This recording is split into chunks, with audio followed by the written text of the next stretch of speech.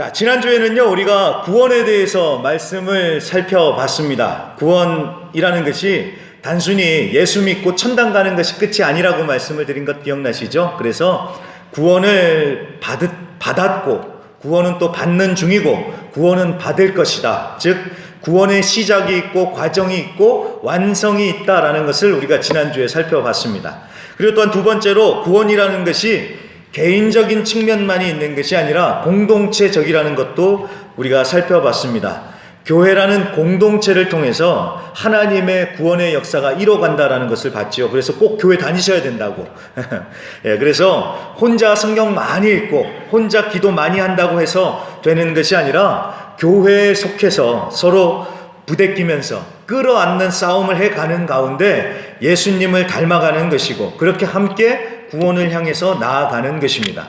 자, 여기까지가요, 우리가 이제 지난주에 살펴봤던 내용이고요. 이제는 오늘 빌립보서 7번째 시간으로 예수의 마음을 품고 사는 사람들이라는 제목으로 오늘 본문 말씀을 증거하겠습니다.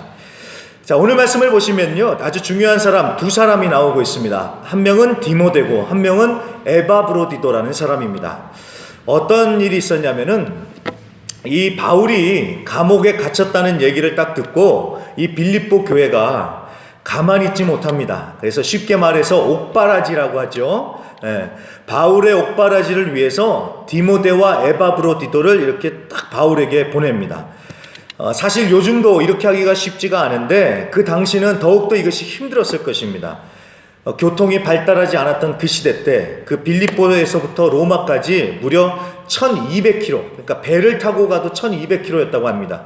그러니까 이 1200km를 배를 타고 걸어서 가서 옥바라지를 하겠다는 것은 결코 쉽지 않은 일이었죠. 그리고 당시에 옥바라지라는 것은 그냥 면회 왔다 갔다 하면 되는 것이 아니라 같이 감옥에 들어가서 죄수처럼 사는 것, 이것이 옥바라지 하는 것이었다고 합니다.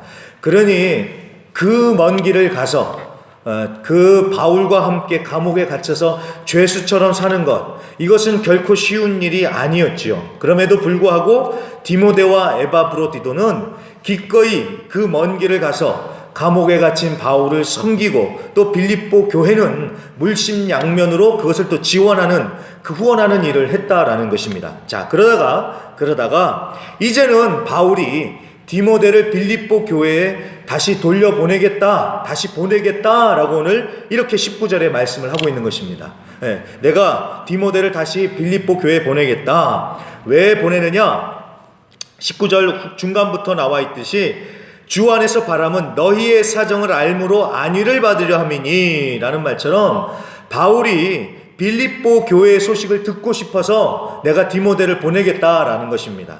지금은 워낙 기술이 발달을 해서 전화를 걸거나 아니면 카톡을 보내거나 인터넷에 SNS를 통해 가지고 글뿐만이 아니라 사진을 보낼 수도 있고 영상을 보낼 수도 있지요. 그러면서 소식을 주고 받습니다. 지금은 우리도 그렇습니다. 우리도요, 여의도 순복음교회에 정기적으로 글과 사진을 통해서 보고서를 보내고 있고요. 또 여의도 순복음 선교국에만 보내는 것이 아니라 우리가 지금 매달 마지막 주에 만들고 있는 뉴스레터가 있습니다. 우리 게시판에도 붙어 있는 그 뉴스레터도 매달 우리 선교국에도 보내고, 우리 또 남미 선교회라는 곳에도 보내서 계속 우리의 소식을 알리고 있습니다. 그러면 그 선교국에서도 그렇고 남미 선교에서도 그렇고 그것을 받아보면서 우리 교회를 위해서 기도한다는 사실 여러분 알고 계십니까? 그분들은 우리의 얼굴을 몰라요. 그런데도 그렇게 기도를 하고 계십니다. 제가 한번 사진을 보니까 이 남미 선교회요, 그러니까 여의도 순복음교회 남미 선교회에서 제작한 기도 카드요, 이거보다 조금 더 작은 것 같은데 이 기도 카드를 딱 만들어 놓은 것을 제가 봤습니다. 봤더니 거기 한 중간쯤에요, 순복음 파라과이 교회를 위해서라면서 거기 우리 교회를 위해서 기도하는 기도 제목이 딱 적혀 있는데 그분들은 그걸 들고 매일같이 기도를 한대요. 근데 제가 그걸 보고요, 얼마나 마음이 뭉클했는지요. 예, 저를 알지도 못하고 우리 교회를 잘 알지도 못하는데도 불구하고 같은 그리스도의 형제들이라서 우리 교회를 위해서 그렇게 그분들이 그렇게 기도를 해주고 계십니다. 참 감사한 일입니다. 그렇죠? 예, 감사하지요. 얼마나 감사합니까? 자, 지금은 이렇게 멀리 떨어져 있어도 그렇게 사진을 보내면서 그렇게 메일을 주고받으면서 아니면 편지를 주고받으면서 안부와 소식을 전합니다. 하지만 이 바울 이 시대 때는 뭐 우체국이 있었겠습니까? 뭐가 있었겠습니까? 편지를 쓰더라도요, 꼭 믿을 만한 사람을 통해서 보내야 했던 시대였습니다. 그래서 바울이 자기 근황도 알릴 겸 그리고 빌립보 교회의 상황을 알기 위해서 메신저처럼 디모데를 지금 보내겠다라는 것입니다. 이해가 되시죠? 디모데를 보내려 하는 이유를요. 자, 그것이 오늘 앞부분의 얘기고요. 그리고 또 25절부터 보면은 이제는 에바브로디도라는 사람의 이야기가 나오고 있습니다. 이 에바브로디도라는 사람은 두 가지 미션을 가지고 바울에게 보냄을 받았던 사람입니다. 첫 번째는 디모데처럼 바울한테 가서 바울의 옥바라지를 하기 위해서 빌립보 교회가 파송을 했고요. 또 한 가지, 빌립보서 4장 18절 말씀에 보면은 빌립보 교회가 준비한 헌금을 바울에게 전달하기 위해서 이 또 에바브로디도는 또 파송을 받았습니다. 그러니까 여러분 잘 보십시오.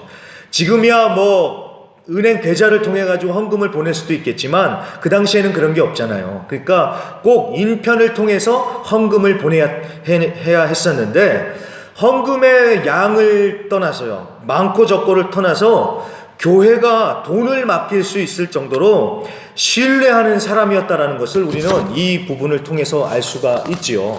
바로 그런 에바브로디도였던 것입니다. 자, 아무튼 이 에바브로디도는요, 헌금을 정확하게 전달을 했고 또 바울을 잘 섬겼던 것 같습니다. 그런데 오늘 말씀에 26절에 보니까 이렇게 말씀을 합니다. 그가 너희 무리를 간절히 사모하고 자기가 병든 것을 너희가 들은 줄 알고 심히 근심한지라. 자, 에바브로디도가 어떤 일을 당했다고요? 병이 든 겁니다. 바울의 옥바라지를 하면서 섬기다가 병이 들어버린 것입니다. 그런데 얼마나 이 사람이 열심히 섬겼었는지 오늘 30절 말씀해 보니까 자기 목숨을 돌보지 아니할 정도로 정말 열심히 섬겼다라고 그렇게 성경에서는 말씀하고 있는 것입니다. 에바브로디도가 자기 몸을 돌보지 않을 정도로 열심히 바울을 섬겼던 것입니다. 그런데 감사하게도 27절 말씀해 보니까 그가 병들어 죽게 되었으나 하나님이 그를 긍휼히 여기셨고, 하나님께서 에바브로디도에게 은혜를 베풀어 주시고 불쌍히 여겨주셔서 아마도 병이 많이 나았게 된 것 같습니다. 그래서 바울이 하는 얘기가, 자, 에바브로디도가 아팠지만 이제는 병이 많이 좋아져서 내가 빌립보 교회 너희에게 다시 돌려보내겠다. 그래서 건강한 에바브로디도를 너희가 함께 만나서 회포도 풀고, 그러면서 너희가 기뻐하게 하려고 내가 에바브로디도를 다시 빌립보 교회에 돌려보낸다. 그러니까 29절, 이 에바브로디도를 기쁨으로 영접하고 존귀하게 여겨라 라고 이렇게 지금 부탁을 하는 것입니다. 자, 여기까지의 내용이 충분히 이해가 되셨죠? 제가 좀 지루하게 설명을 했을 수도 있겠지만 오늘 본문의 내용이 그것입니다. 내가 디모데를 돌려보내겠다. 에바브로디도를 너희에게 다시 돌려보내겠다. 그러니까 기쁨으로 영접하고 존귀히 여겨달라 라고 부탁하는 내용이 오늘 말씀의 전체 내용입니다. 자, 여기까지는 이제 이해가 되셨을 거예요. 그러면은 우리가 이런 생각을 해볼 수가 있습니다. 이런 질문이 생길 법도 합니다. 아니, 지금 빌립보서 앞에까지 18절까지는 예수 그리스도의 마음을 품으라고, 구원을 이루라고 쭉 얘기를 하다가, 아니 왜 갑자기 바울은 이 디모데와 에바브로디도의 얘기, 그러니까 개인적인 계획, 사적인 부탁을 하고 있을까라는 이런 질문을 해볼 수가 있다라는 것입니다. 자, 물론 편지야 쓰는 사람 마음이니까 갑자기 얘기해도 우리가 뭐 할 말이 없지요. 그런데 여러분, 아무려면 그냥 이 말을 썼겠습니까? 분명히 무턱대고 쓴 것이 아니라 뭔가 의도하는 바가 있겠지요. 의도하는 바가 있는 거예요. 자, 왜 이렇게 썼을까요? 이것은 앞의 얘기와 관련이 되어 있습니다. 연관이 있습니다. 빌립보서 2장 초반에 보면은 예수의 마음을 품으라 라고 이렇게 말씀이 시작되지 않습니까? 자, 예수의 마음을 품으라고, 그러면서 예수의 마음을 품는다는 것이 무엇인지 계속 쭉 얘기를 하면서 이제 19절부터는 디모데와 에바브로디도를 통해서 예수의 마음을 품고 산다는 것이 구체적으로 어떤 것인지 실제적으로 그 예를 지금 들어서 설명을 해주고 있는 것입니다. 이해가 되십니까? 디모데와 에바브로디도를 내가 돌려보냈겠다라고 하면서 우회적으로 예수의 마음을 품고 사는 사람들이 어떻게 살아가는지를 지금 이 디모데와 이 에바브로디도를 통해서 그 실제 예를 들어서 설명을 해주고 있다라는 것입니다. 그래서 여러분, 우리가 오늘 이 말씀을 통해서 볼 때는 바울이 이런 계획을 가지고 있구나, 사적인 얘기를 하는구나, 그러면서 이 말씀은 나하고 별로 상관이 없는 얘기가 아니라, 이것이 아니라 지금 예수 그리스도의 마음을 품은 자는 이렇게 사는구나 라는 것을 실제적으로 나에게 가르쳐주고 있구나 라면서 오늘 말씀을 그런 관점에서 보면서 우리가 적용해 나갈 수 있어야 된다라는 것입니다. 자, 그렇다면은 디모데와 에바브로디도에게 보여주는 그 특징이 무엇입니까? 오늘 말씀을 잘 보시면요, 저는 결론만 얘기해 드립니다. 첫째로 이 사람들은 진실된 사람들입니다. 신실한 사람들입니다. 충성된 자들로서 믿을 만한 자라는 것입니다. 예수의 마음을 품은 자들은 어떻게 살아야 됩니까? 믿을 만한 사람이요, 충성된 사람이요, 신뢰할 수 있는 사람, 진실된 사람이 되어야 된다는 것입니다. 메시지 성경에서는 진국이라는 표현을 씁니다. 그러니까 여러분 잘 보세요. 예수 믿는 사람들, 예수의 마음을 품은 사람들은 어떤 사람들입니까? 진국입니다. 진국인 사람들이 돼야 된다라는 것입니다. 저는요, 정말 우리 순복음 파라과이 교회 모든 성도님들이 어딜 가든지 간에 이런 얘기 들었으면 좋겠습니다. 그 교회 사람들은 정말 다 진국이다. 그런 역사가 반드시 일어날 줄로 믿습니다. 우리 교회 다니는 사람, 예수 믿는 사람들은 어딜 가든지 진국이라고 인정받는 사람들이 돼야 됩니다. 자, 근데 그것뿐만이 아닙니다.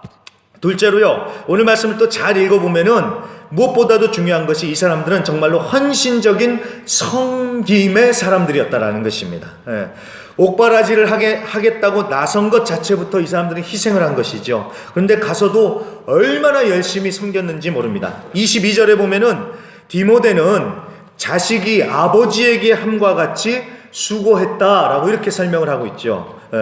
피 한 방울 안 섞였는데도 불구하고 디모데는 바울을 아버지처럼 섬겼다라는 것입니다. 그리고 22절에 나오는 여기 수고했다라는 이 말은 우리말로는 그냥 수고했다라지만 헬라 원어로는요, 에둘루센이라는 말인데, 이 말이 수고했다 이 뜻이 아니라 정확한 의미는 종노릇했다라는 뜻이라고 합니다. 그러니까 지금 디모데가 바울을 위해서 단순히 봉사했다 이 정도 수준이 아니라 디모데가 바울을 위해서 종처럼 섬겼다라는 뜻입니다. 이러면 말의 뉘앙스가 싹 달라지죠. 그냥 가서 도와줬다, 돌봤다가 아니라 바울을 위해서 기꺼이 종처럼 섬겼다라는 것입니다.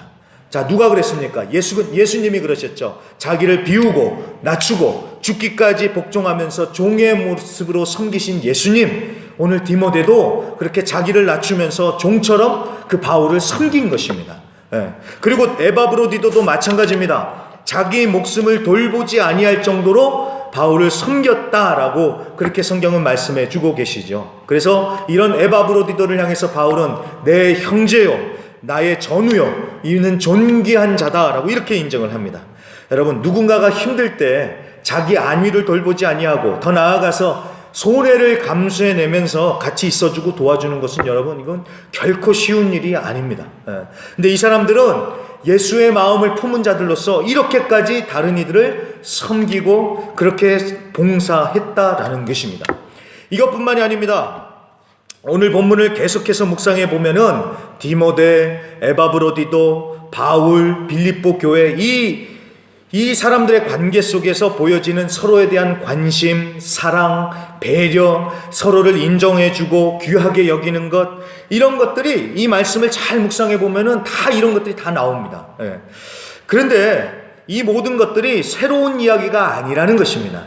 지금 이 얘기는 앞에서 한 얘기들의 실제 예를 들어준다 그랬잖아요. 그래서 이 지금 19절부터 30절까지 나온 이 모든 얘기는 이미 바울이 앞서 한 얘기들 가운데 다 나와 있습니다. 그래서 빌립보서 2장 1절부터 내용을 쭉 보시면 마음을 같이 해서 같은 사랑을 가지고 같은 뜻을 합하여 한 마음을 품고 다툼이나 허영으로 하지 않고 겸손한 마음으로 각각 자기보다 남을 낮게 여기고 다른 사람 자기 일만 할 것이 아니라 다른 사람의 일을 돌봐서 서로 관심을 갖고 서로 도와주고 자, 이 모든 일들이 결국 누구의 삶 가운데서 이루어지고 있습니까? 디모데와 에바브로디도의 삶을 통해서 이루어지고 있지요.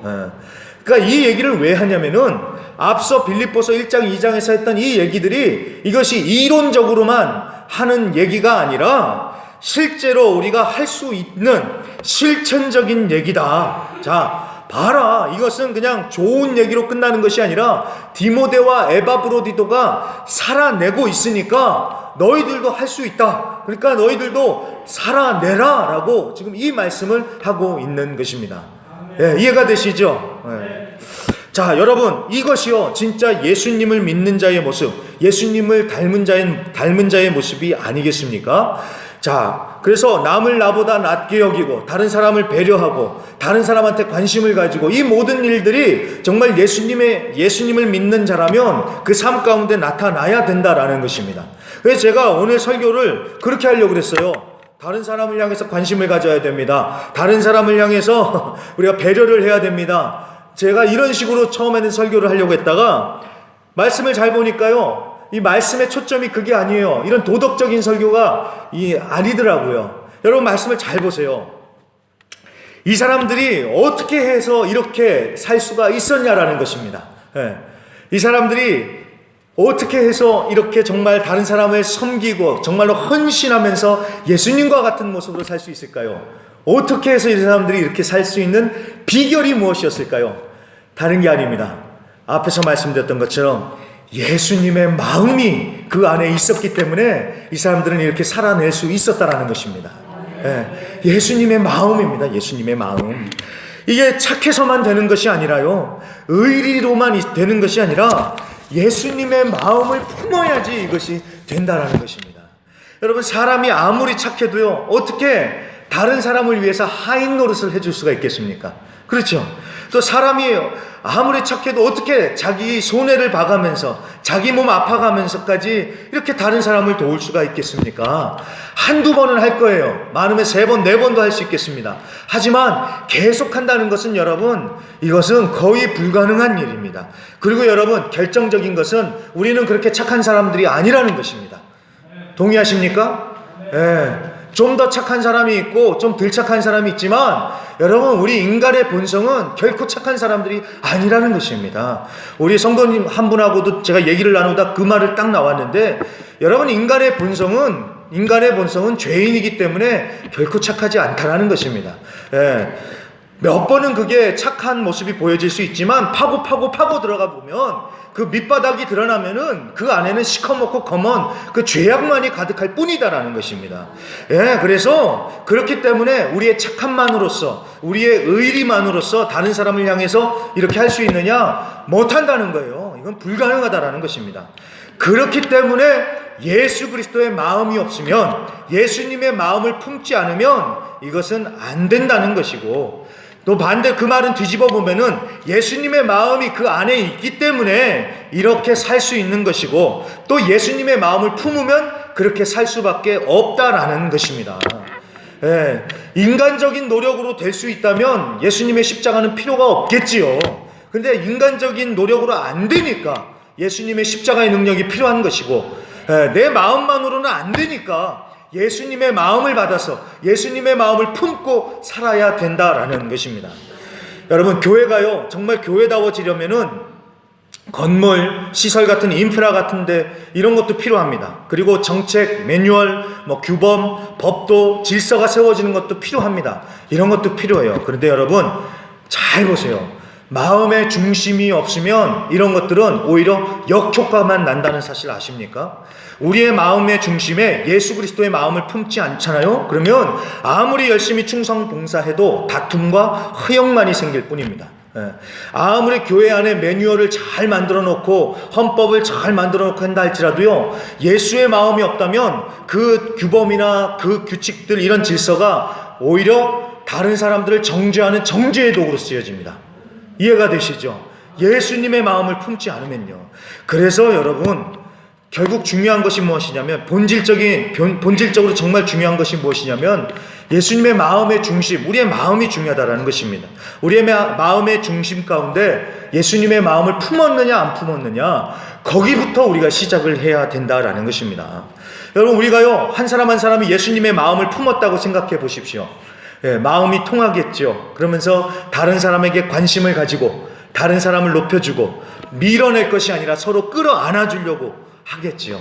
자, 이러면 우리 교회 어떻게 변하겠습니까? 천국과 같은 교회 됩니다. 아멘이십니까? 네, 그렇습니다.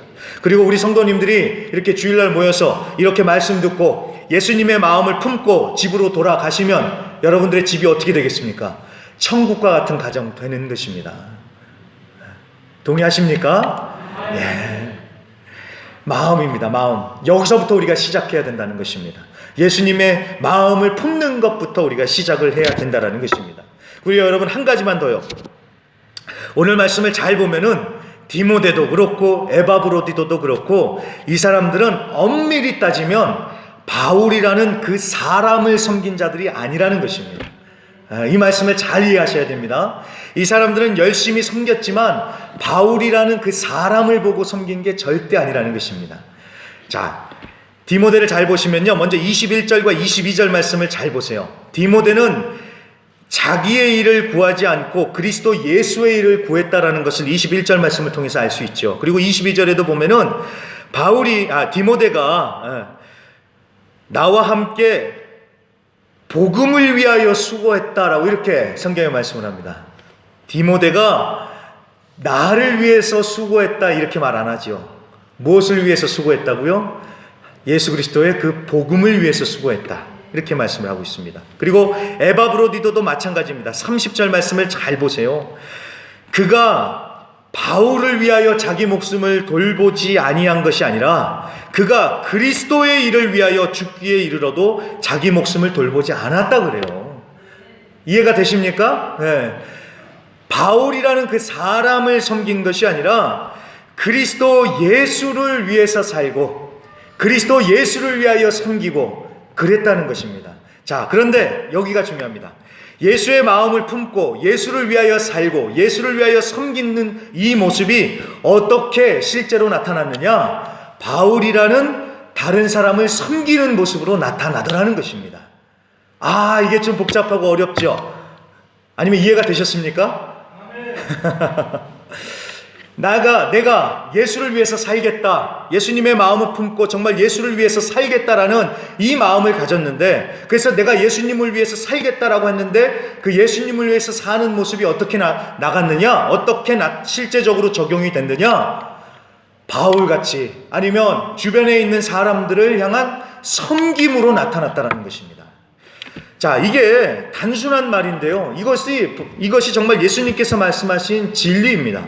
예수님이 뭐라고 말씀하십니까? 지극히 작은 자 하나에게 한 것이 내게 한 것이다 라고 말씀을 하시죠. 여기서 말하는 작은 자라는 것은 작은 어린애들 얘기하는 것이 아니라 연약하고 힘들고 어려움 당한 자들, 그래서 예수님은 말씀하시기를 다른 사람에게 한 것이 곧 나를 위해서 한 것이다 이렇게 말씀을 하시죠.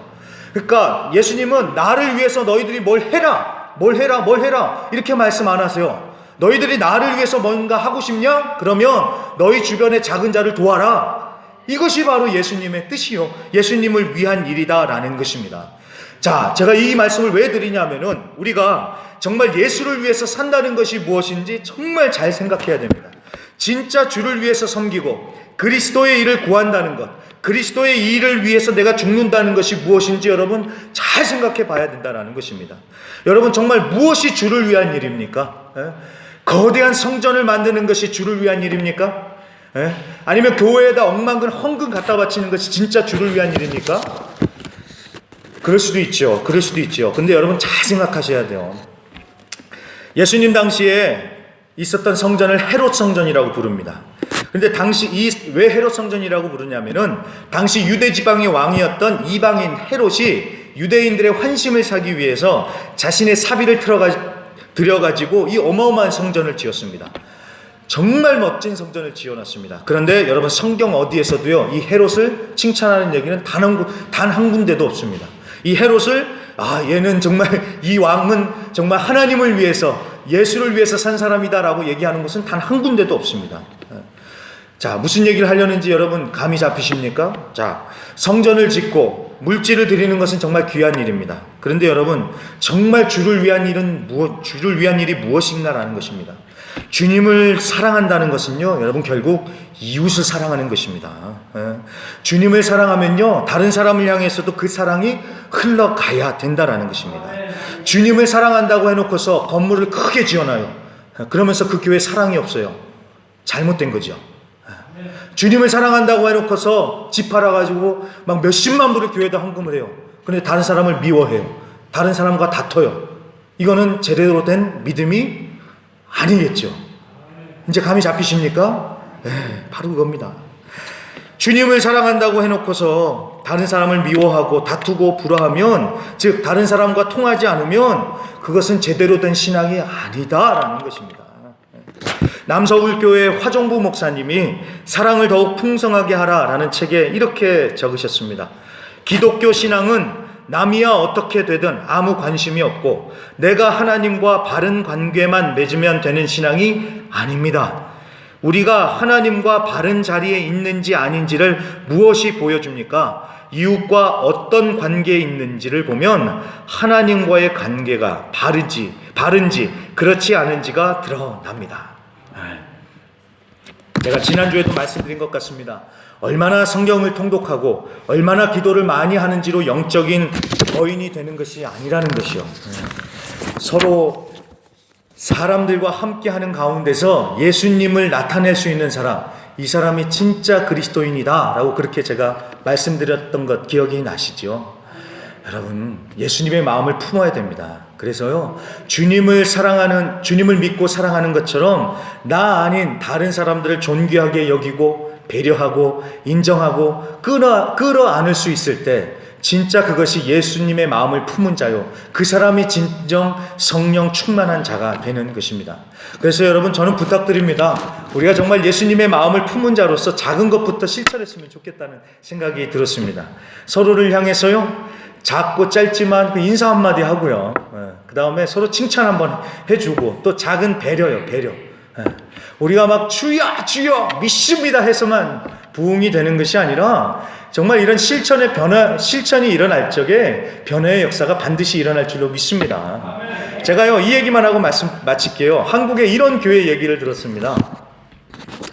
잘 되는 교회는 교인들의 인식이 벌써 다르대요. 그러면서 그 교회의 예를 드는데, 이 교회는 따로 주차장이 없다고 합니다. 그래가지고 길가에 차를 세워야 되는데, 이 교회가 참 신기한 게 뭐냐면은, 대부분 보면은 주일에 제일 먼저 온 사람들이 교회 바로 앞이나 교회 근처에 차를 세우지 않습니까? 근데 이 교회는 반대래요. 제일 먼저 온 사람일수록 교회에서 제일 멀리 차를 세운다고 합니다. 제일 멀리 세운대요. 왜 그러냐 했더니, 늦게 온 교인들이 교회 앞에 빨리 차를 대고 예배에 딱 들어올 수 있게 하기 위해서 그 교회에 가까운 주차 자리들은 다 비워놓고 멀리 세운다고 합니다. 그래가지고 늦게 온 교인 물론 일찍 와야죠. 예배 시간에 일찍 와야 되죠. 그렇지만 이런저런 사정이 있어서 늦게 올 수도 있지 않습니까? 그러면은 그분들이 가뜩이나 늦게 왔는데 주차할 데가 없어서 저기 멀리 세워놓고 걸어오려면은 더 예배 시간이 늦어지겠지요. 그러니까 늦게 오시는 분들을 위해서 오히려 일찍 오신 분들이 더 멀리 차를 주차를 해놓으셨대요. 그리고 더 재밌는 게 뭐냐면, 이 교회는 자기들 교회 사람들만 그 앞에 세워놓는 것이 아니라 근처 한 몇 과드라 떨어져 있는, 그러니까 우리식으로 말하면 몇 과드라 떨어져 있는 교회 사람이 주차할 자리가 없다 그러면 우리 교회 앞에다 세우세요 하면서 이렇게 자리를 내어주기도 한다고 합니다. 여러분 참 아름답죠? 아닙니까? 우리 교회는 그래도 참 주차장에 대한 문제는 없습니다. 너무 감사한 일이죠. 네, 우리는 참 주차장 주셔서 너무 감사하고, 또 서로 이렇게 얘기를 하면서 이렇게 서로 배려하고 빼주고 하는 모습들이 있어서 저는 너무 감사한데, 제가 하는 얘기는 그렇습니다. 이런 작은 배려들이 참 작은 것이지만 이런 파장이나 효과는 어마어마하게 일어난다는 것이 분명하다라는 것입니다. 우리 교회도 마찬가지입니다. 우리도 이 주차장뿐만이 아니라 다른 것들이요. 정말 작고 사소한 것이지만 정말 예수님의 마음을 품고 이렇게 서로를 배려하고 서로를 이렇게 생각해주고 관심을 가져주면은 우리 교회도 반드시 천국과 같은 교회가 될 것이다 라는 것입니다. 예. 한 방에 팍 뒤집어 엎으면 좋겠는데 그게 한 방에 안 되잖아요. 하나씩 하나씩 이게 되어가는 것 아니겠습니까? 우리가 다 같이 예수님의 마음을 품고 정말 서로를 위하여 이렇게 섬기고 봉사하자라는 것입니다. 그런데 제가 누누이 말씀드렸지만 이것이 사람의 힘으로 된다 안 된다? 안 된다라는 것입니다. 잘 해보자라면서 처음에는 막 희생하고 봉사하고 자기 주머니에서 꺼내서 섬기고 봉사해요. 하지만 사람의 힘으로만 하다 보면은 금방 지치고 시험 듭니다. 그래서 막 화를 내든지 아니면 낙심을 해서 안 하지요. 왜 그렇습니까? 자기 힘으로 했기 때문에 그렇습니다. 하지만 반대로 예수님의 마음을 품고 예수님의 마음으로 하면은 이것을 꾸준히 해나가면서 마침내 정말로 선하고 아름다운 열매가 맺혀질 수 있다라는 것입니다. 예수님의 마음을 품고 예수님의 마음으로 살아가시면서 정말 천국과 같은 그 기쁨을 누려가시는 우리 성도님들이 되시기를 주님의 이름으로 간절히 부탁드립니다.